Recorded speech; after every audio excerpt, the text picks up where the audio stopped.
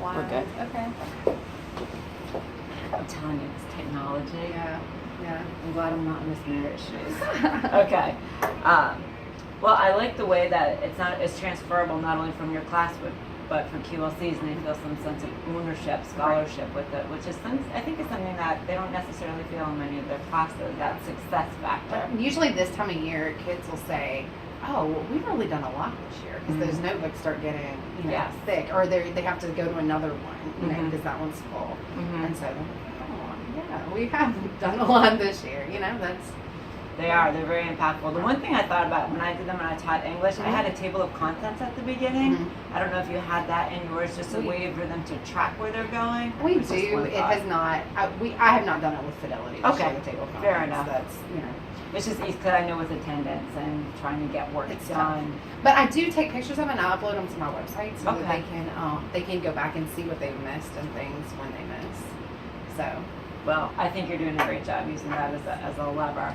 The one thing I wanted to talk today a bit more specifically was an I do portion of the lesson. So after they were done with their do now, you had them tape it in. The language that you were using to specify what you wanted them to do in model, that's something I just wanted to take a closer look at. Okay. So when you're considering a lesson, what do you consider the components of the I do portion?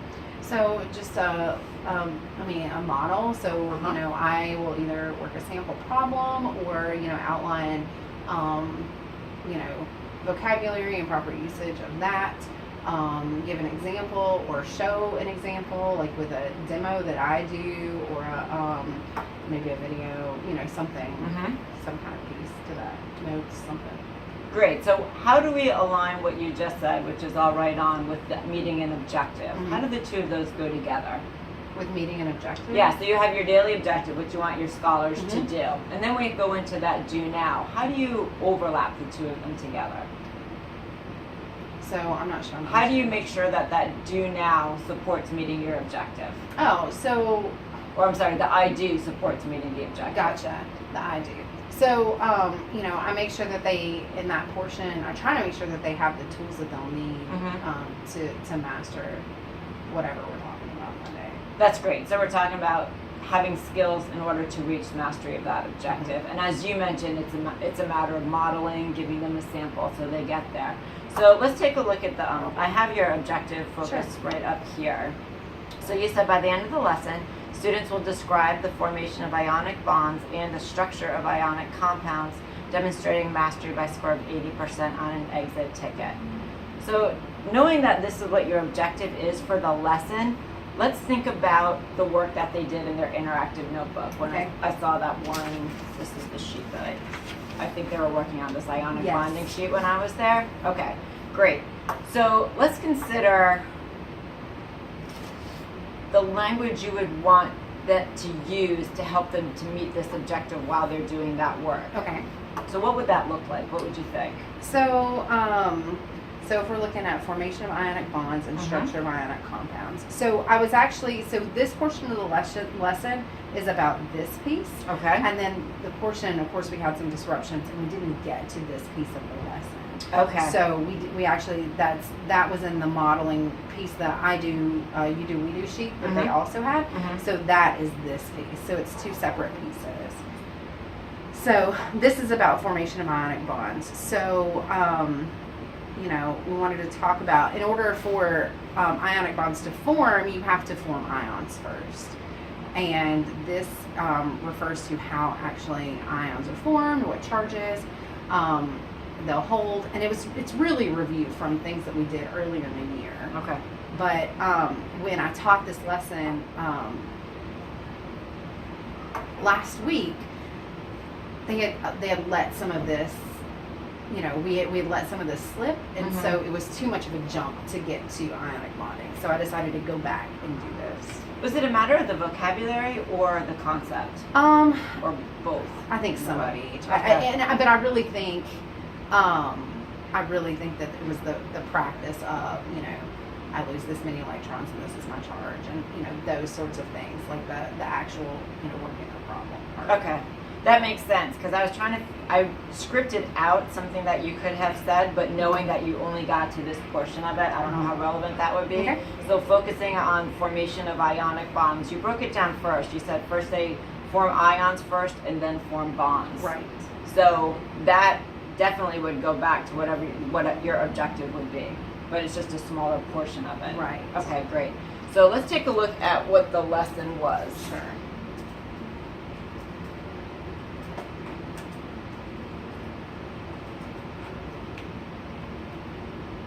And I'd be happy to share this with you as well. So I'm going to start it. The kids have just taped in their directions. Okay. So being mindful of what we talked about, using the I do as a way to model the thinking that you want, as well as address that specific language of your objective. Okay.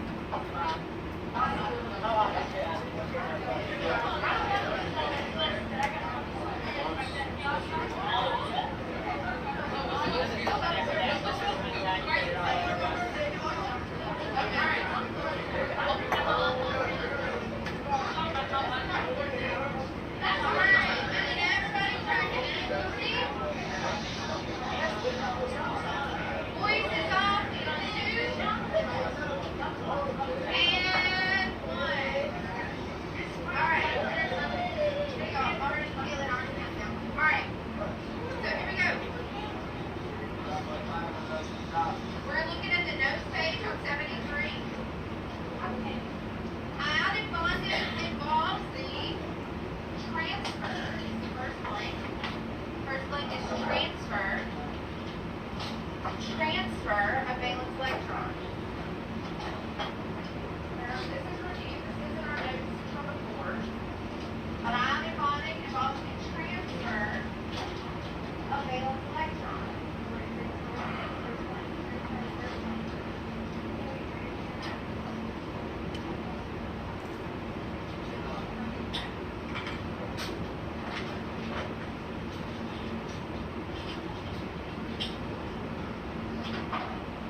Alright, so let's talk about metals first. Metals, what do? Do they gain electrons or they lose? Do they?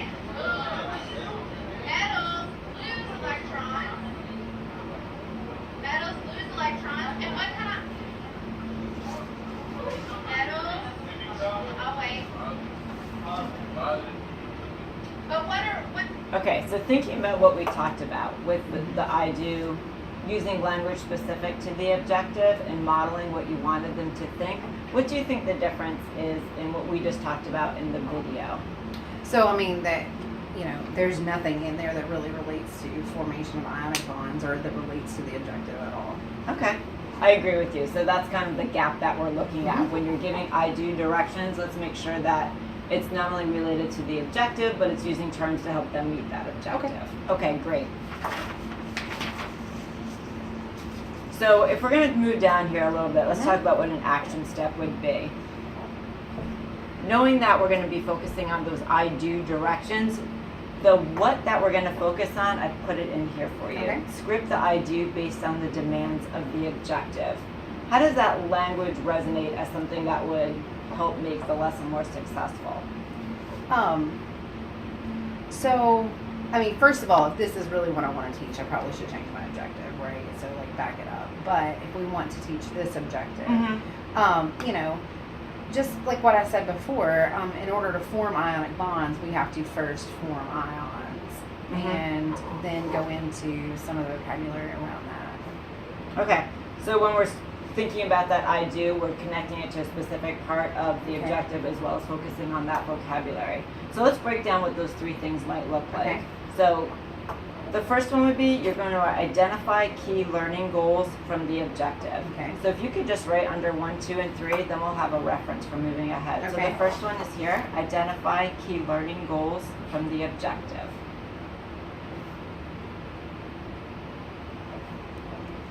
For the I do. Okay.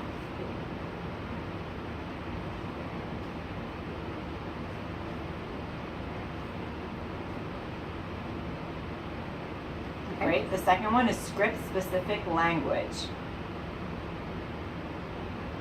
Only essential to the I do. that is easy to remember.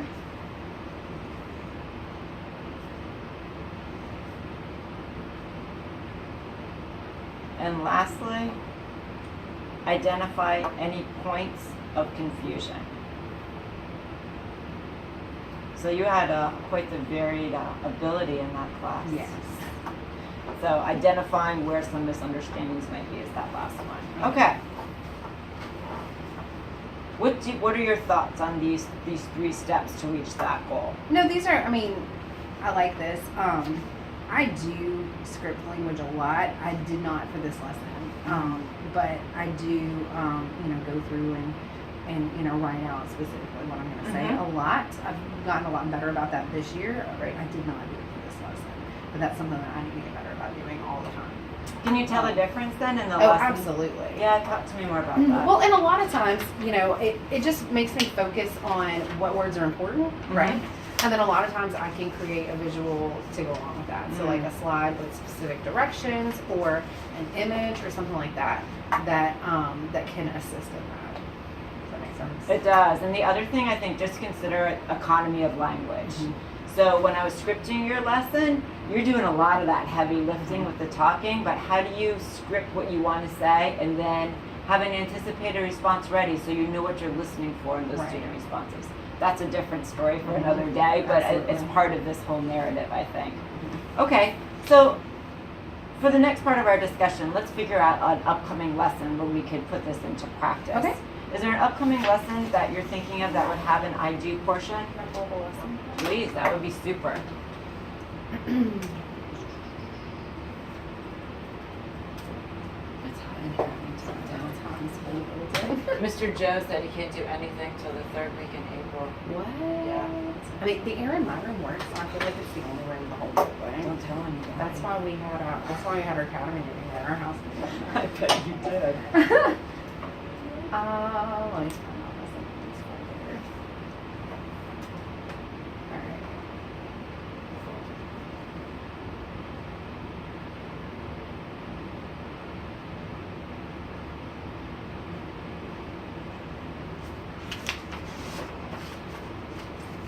Okay. So the next thing that we will do is we will actually, and I think you might have it in that lesson plan. It's the Wednesday plan because I went back to reteach and now we have interims. Yes. We're a little bit off. So this Wednesday plan right here. So they'll have a do now, which is a writing assignment, like a type 1 writing, and then we'll do building blocks, and so I'm going to bring out some Duplo blocks to demonstrate the difference between monatomic ions and polyatomic ions. So we'll build those. And then we will take some guided notes on polyatomic ions, which are similar to the notes page that you have from this lesson. Okay, I think that's a good place to start. It sounds like you have a solid objective, you have a learning goal, and it's building on knowledge the kids already have. Okay, great. So what would be an objective? Do you have an objective written? The objective is, by the end of the lesson, students will identify, describe, and name polyatomic ions, demonstrating mastery by scoring 80% on an accepted.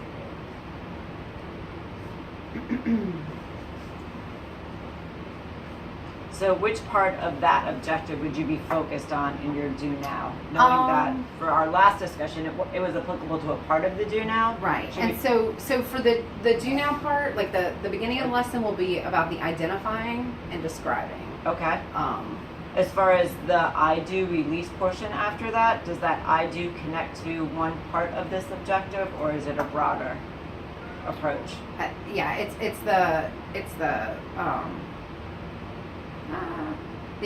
Really identifying and describing. So not the whole thing. Okay. So because we won't be at naming until later. Okay. And we will kind of introduce naming at the end and then take it another step forward in the next lesson. So that's good to be able to narrow down what you're asking the students to do in your I do language. So if we're focusing on asking them to identify and to describe, knowing what we talked about at the beginning with our script the I do based on the demands of the objective, we've broken into these 3 parts. Why don't we take a couple minutes and script the exact language that you would say? Okay. So if you compare it back to me, what we're going to be working on now, just make sure we're on the same page. So we're going to script the I do portion. So the part where we were playing with Duplo blocks. Yep. Modeling with Duplo blocks. We're modeling polyatomic and monatomic ions, and how I'm going to lay that out for the students. Super. All right, why don't we take a minute? I'll write one as well, then we'll both share. Okay. So for number 1, these correlate to the steps up here. Gotcha. All right.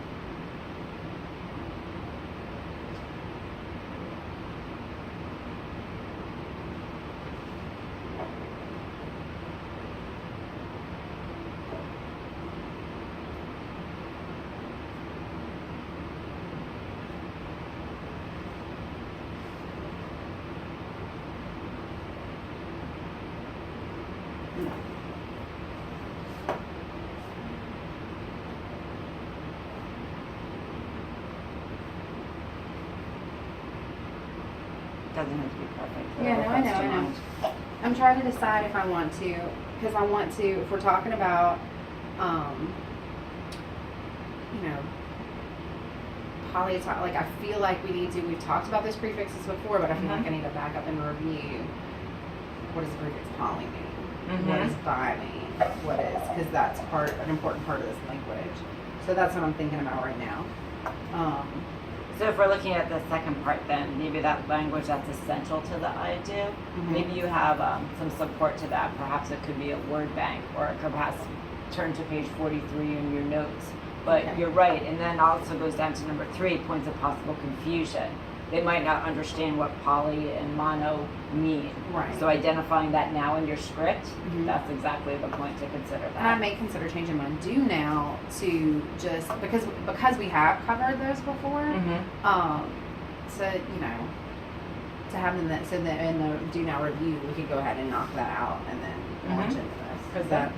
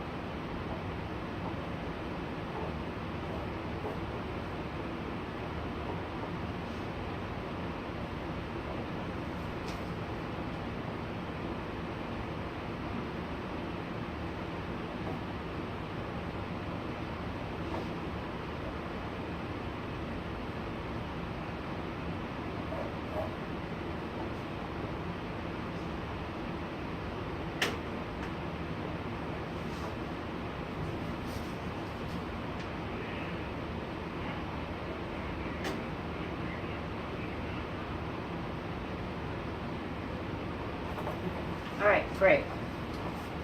What was some of your thinking you used to approach this activity? So in writing this or in general? Yes. So just they're gonna have anytime they have something in front of them that they can be off task with, like getting to the point, like getting the instructions out there is, you know, as quickly as possible and as clearly as possible. Yes. Is important. Right. So like this is absolutely when I script my language. It's Okay. like when I have some kind of hands-on, you know, because it's really important. Great. Otherwise. So, So you talked about a couple of things that were important. The clarity of directions and the conciseness of the directions. And it sounds like also the expectation of being the scholar, not to be throwing projectiles across the classroom. Absolutely. Okay, so what's number one? So I just wanted to say, like, introduce it. Today we model 2 different types of ions. Just, that's it. And then I want them, so my next step is each block in front of you represents an atom. Put them together to model a binary compound. And so I want them to think about, you know, I'm not going to load it too much because I want them to do the thinking about, you know, what that looks like. Okay. What about the language from the objective where you mentioned polyatomic and monatomic? Would that be mentioned in this script as well? So and so binary compound, polyatomic compound, and then polyatomic ion. So that's kind of the further question. Okay. So would that be that? Are you on number 2 then? You're scripting the language essential. Yes, but I could add in the first one, you know, say we model 2 different types of ions, and then talk about, you know, polyatomic and monatomic ions. Is that? Because I'm thinking you want to get to that objective as soon as possible. So if you're giving them the task to do, they're hooking that learning to the bigger learning objective earlier on than waiting to, okay, I'm doing a task now, and then you're backloading what you just did, excuse me, instead of being very deliberate with your language. Like you talked about before, vocabulary is something they struggled with. So if you're giving them the vocabulary as they're doing this activity, it's giving that term some context. Okay, that sounds good. Okay. I like that. What do you have for 3? Possible confusion? So at this point, since they're each individually working with something, you know, go around and observe individual students and ask them questions either as individuals or as pairs in small groups. You know, how do you know that's a binary compound? What makes that a binary compound? And then take it one step further. So if this block has a charge of this, of -1, and this block has a charge of -2, what's its overall charge? Or if this block's positive and this block's negative, what happens? Like, how do we think of this as a unit then? Okay. So I'm hearing different terms. So is there a consistent terminology that you want to be using in all of these directions and throughout that lesson? Okay. So what? Maybe we make a list of the key terms that are related to this, and then we can get rid of the secondary terms and then know which terms to focus on. Okay.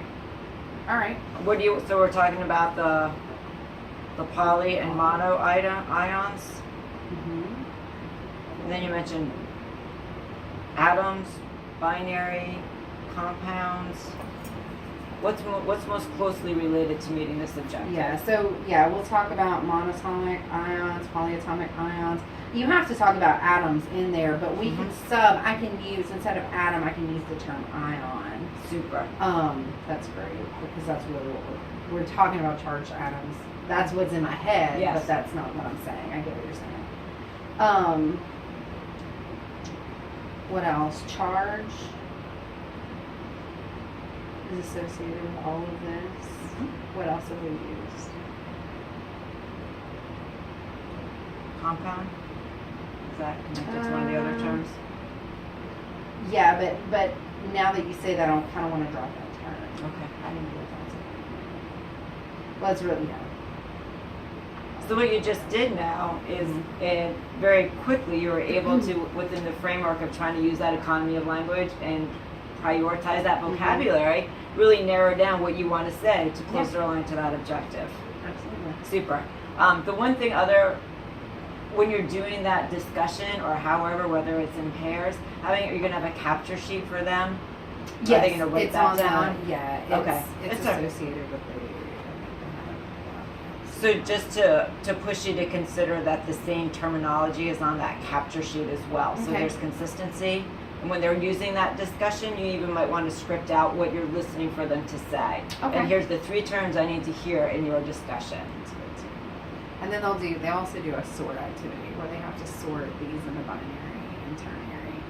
So we will have to, we've defined ternary before, but that's another word that I want to, because ternary is just a polyatomic, but it specifically has 3, right? Would it help to, so looking at any misunderstandings for some of our struggling scholars in that classroom, having some sort of a resource like a word bank or a definition, or you even said at the beginning a model. Would something like this help to have a visual model to show them in that idea? I mean, this is the visual model, right? So if we're putting the blocks together, this is monatomic, this is binary, this is ternary.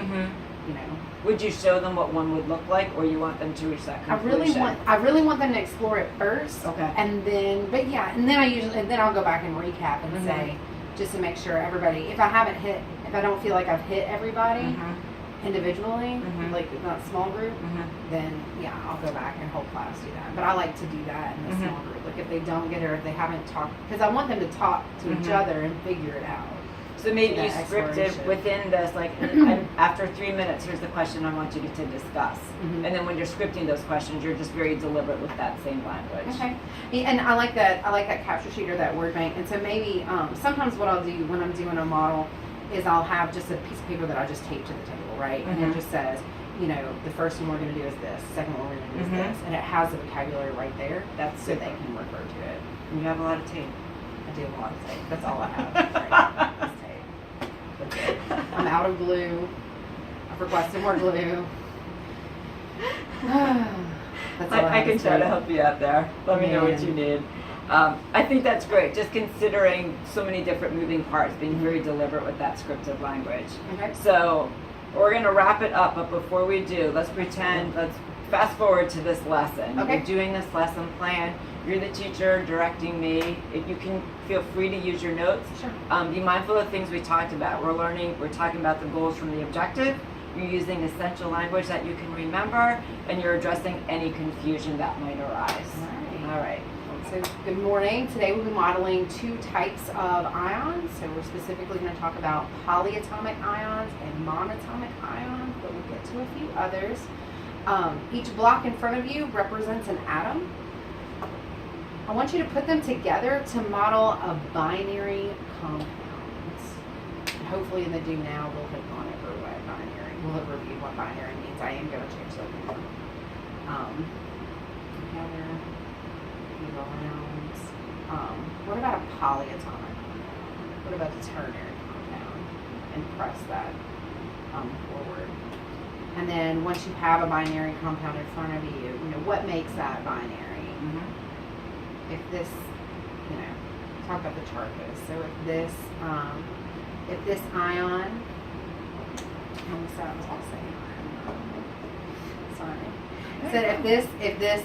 has a -1 charge and this ion has a -2 charge, what overall charge is this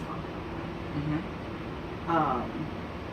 If this ion has a negative charge and this one has a positive charge, what does that do to the overall charge? Okay, ask those questions. No, you're definitely on the right track. Okay. I applaud everything that you did. I know thinking on the fly is critically difficult.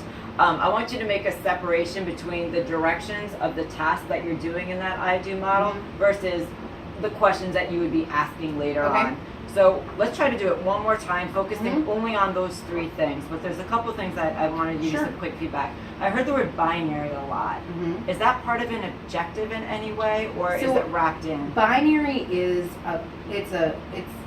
so polyatomic could be binary, ternary, or just poly, which is what we use for any. Okay. That makes sense then. So it's already discussed. Right. Okay. And so yeah, I want to change my do now to address that. And then you'll know by checking for understanding on your do now to move ahead or not. Right. Exactly. Whether we need to loop that back in or. The one language, I want to just focus on the specific language. Scripting specific language. For example, you said we'll get to a few others. Okay. Not needed. No, you're going to do that later on. Okay. All I want to know is right now you're modeling for me the work that you want me to do and how we're tying that to the objective. Okay. So let's try it one more time. as much as economy of language as you can. Today we will model different types of ions. Polyatomic ions and monatomic ions. So each block in front of you represents an ion. Put them together to model a binary ion.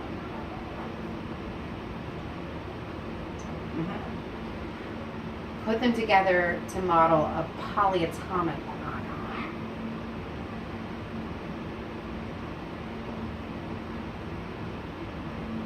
What else? And is that the task you're I asking mean, them that's to the do? whole. That's the whole task. Yes. And they'll have a list, and you know. So I should say then, I should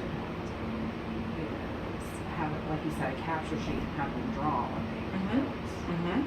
So you know, so if I do that, you know, each block in front of you represents an ion. Put them together to model a binary ion. Draw what you built on number 1.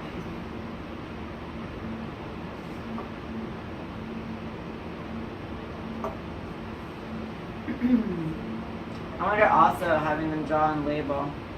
So it's not just that image, because if they're writing what they did, then it's easier for me to read what I wrote when I'm talking to you. Right. So Okay. that extra step. And it all goes back to scripting that specific language to make sure that what they're creating is what you're looking for. Right. Exactly. Okay. Yeah. Is there, do you know the date where you'll be doing this? I would love to pop in. Be, so we're taking interims on Thursday. Mhm. So it should be Friday. Friday?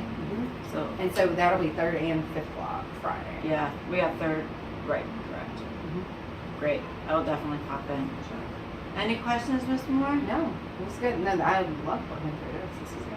I think you did a nice job reflecting. The only thing I would just keep pushing on is as you're doing that script, go back and make those not only extraneous words gone, but make sure that language from the objective. And that might require a change to the objective, perhaps, based on what you want them to do in their class. Yeah. No, I like this. This is great. If you wanted to shoot me that capture document, I'd be happy to take a look at it, or Sure. any other support you need. All right. I'll All create right. it today. Thank you so much. Thank you so much. I appreciate your time, Of course. as always. Of course.